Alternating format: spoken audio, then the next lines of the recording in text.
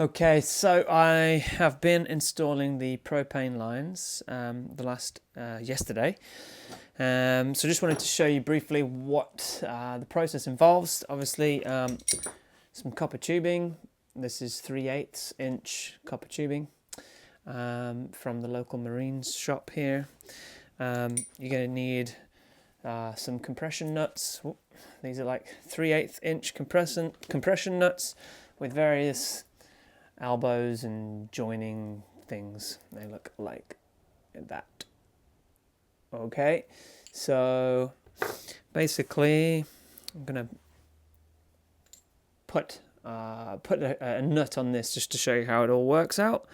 I basically have two appliances in the tiny house: the water heater and the propane stove.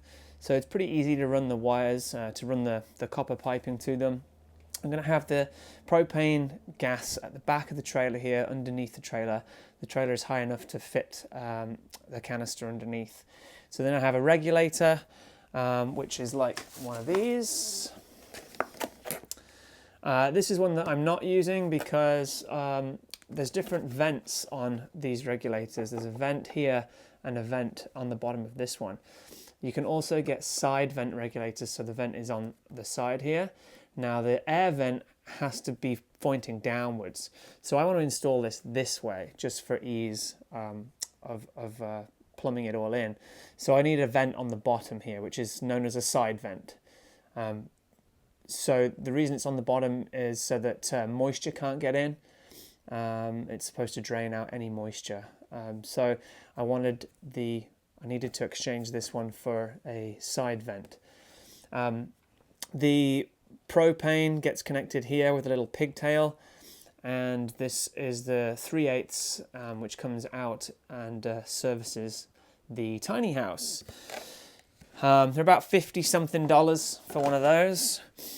So that'll go from the propane into the regulator. Then from the regulator, you use a 3/8 inch. It's NPT on one side and 3/8 compression on the other.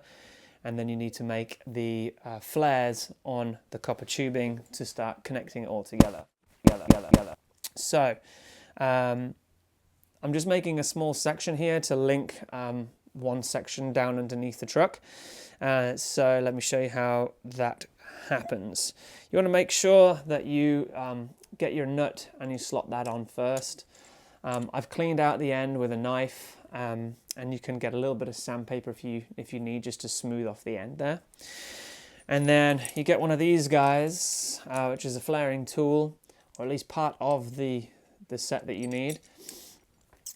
And then I've been putting in the copper piping into the one that says 3/8, because I'm using the 3/8 piping, and I just let it poke out the top just a tiny bit. Okay, I'm just going to sand that down a little bit, smooth off any burrs. Okay, and you just want to poking out a little bit, just so that when it pushes out, it fills in that sort of trough on the tool there. So clamp it right down, nice and tight. Make sure the nut is on, okay? And then with the other part of the tool, slot this over like so, turn it, and then we make sure the little cone is inside the tube, and then I tighten it right down. Nice and tight. Open it back up. We'll have a look here. Undo this guy.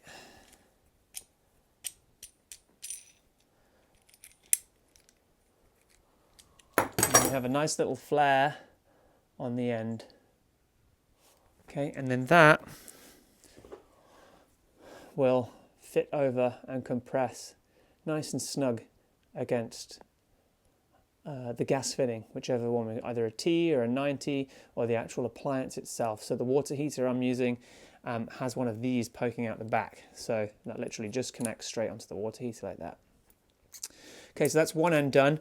I'm going to do the other end as well because it needs to be connected on. So we have the other end. I'm basically going to be connecting this just to join a T to a 90. So I can just bend this little back straight a little bit. Just use your hands. The shorter pieces are a little trickier than the long pieces because you don't have the pull on it, but that should be good. Just going to smooth this guy out a little bit here.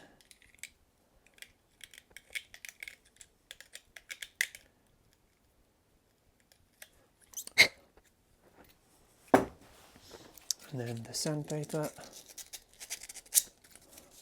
Very, very fine, just to smooth it all out so we get a good connection.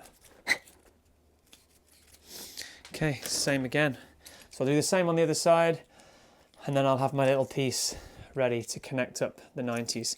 Now, when you're using these compression ones, I've read that you do not use the Teflon tape on these because the compression is all you need. That's where the seal is, not on the threads.